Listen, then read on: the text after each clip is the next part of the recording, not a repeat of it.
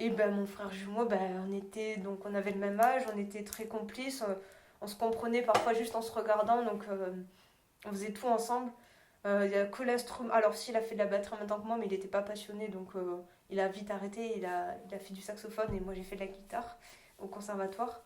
Et pareil, il avait toujours une longueur d'avance, même en instrument. Malheureusement, il a arrêté parce qu'il s'est pas un passionné. Il avait fait ça, bon, parce qu'il fallait le faire. Enfin, pourtant, c'est lui qui a choisi le saxophone, hein, mais il faisait pas d'autre chose en dehors du côté scolaire. Il s'intéressait pas plus que ça à faire des choses qui lui plaisaient vraiment. Là aussi, bah, il bossait tous les jours, ses gamins, je l'entendais tous les jours à la maison, il bossait vraiment, il était très studieux. Euh, une anecdote, je sais que lui, par exemple, pour montrer qu'il avait toujours une longueur d'avance, il a sauté 2 classes au conservatoire. Moi, j'en ai sauté une, mais ça suffisait pas. Il avait toujours une longueur d'avance, donc au point qu'il en a sauté 2. Et moi, j'ai toujours développé de la jalousie avec mon frère par rapport à tout ça. Mais mon frère a toujours été très humble et très bienveillant avec moi. Il ne m'a jamais taquiné par rapport à ça. Il a toujours été très correct. Mais bon, c'est vrai qu'en tant que sœur qui était toujours en arrière, je me suis toujours sentie à l'écart. Mais bon, ça c'est comme ça, c'est humain. Donc, et tout le temps, enfin, c'est marrant, hein, je sais pas. Et après, qu'est-ce qu'on a eu de. Après, bah, après le lycée, la vie a fait que mon frère jumeau a fait ses études, il est sur Nice maintenant. Donc ça a été une très grosse déchirure pour moi. On était très collés, il y avait une très grosse fusion avec lui et là, du jour au lendemain, plus rien.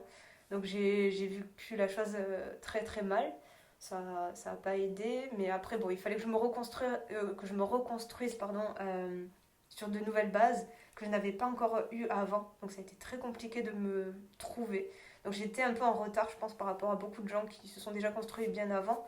Nous, on s'était satisfait de notre relation depuis tout le temps, donc on était limite un peu trop gamin, je pense. Alors c'est un peu paradoxal parce que je m'entendais mieux avec les adultes, mais d'un point de vue, comment dire, caractère, je me connaissais pas encore, j'étais pas celle que je suis aujourd'hui, c'est-à-dire, enfin, de toute façon, chaque année on évolue, et non, j'étais pas encore heureuse et heureusement, enfin, ça m'a beaucoup aidé à me forger, à savoir qui j'étais, qu'est-ce que j'aimais ou pas, sans avoir besoin d'aide de mon frère jumeau. C'est vrai que des choses simples de la vie de tous les jours, ne serait-ce que d'aller chercher le pain à la boulangerie, d'aller acheter le pain, moi je pouvais pas, il fallait que mon frère jumeau soit avec moi, je stressais, j'étais jamais sereine, il fallait toujours que quelqu'un m'accompagne.